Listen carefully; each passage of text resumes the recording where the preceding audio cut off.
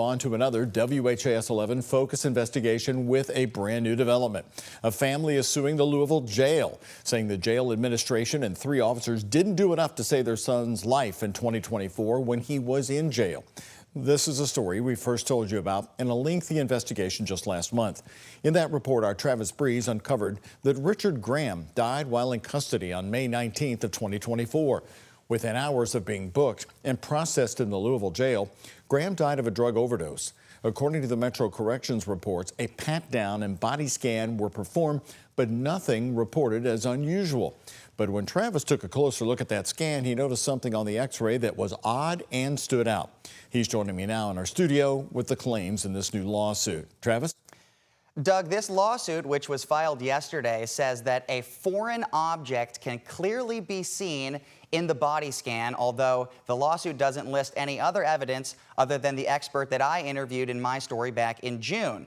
The attorney says if they are successful in this case, it will be a win for Richard Graham's family and also anyone who knows someone in the Louisville jail. What I hope to do is to improve the treatment of the least among us in Louisville. Attorney John Little says he's fighting for Richard Graham and all future inmates at LMDC. Richard died May 19, 2024 of a drug overdose just 18 hours after he was booked into jail. I spoke to Richard's mother, Monica, in an investigation last month. No, I'm not saying Richard would still be here, but there is a thought in my mind, if they would have checked on him, maybe they could have saved his life.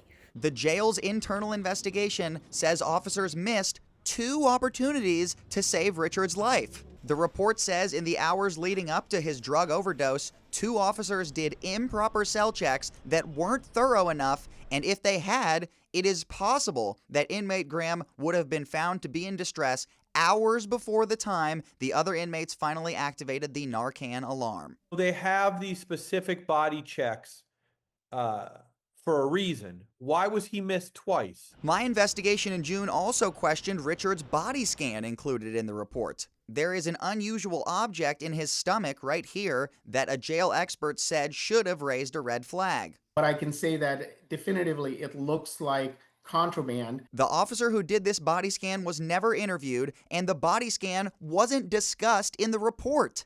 The jail wouldn't say anything today other than that it doesn't comment on pending litigation. However, Director Jerry Collins answered questions at length about this case in a one-on-one interview in June. This clip from our investigation is directly cited in Little's lawsuit. No, where he was what we call rear security. Like you said, he's been here a day. He wasn't even classified and moved up. So more than likely, and again, there's pending litigation, more than likely he got that in. Little says he's eager to get a full, unredacted version of the internal investigation. This is somebody's son. It could be your son. It could be your nephew, your brother.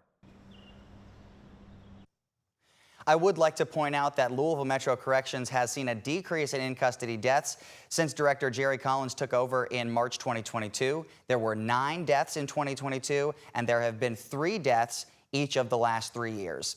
In the studio, Travis Breeze, WHAS 11 on your side.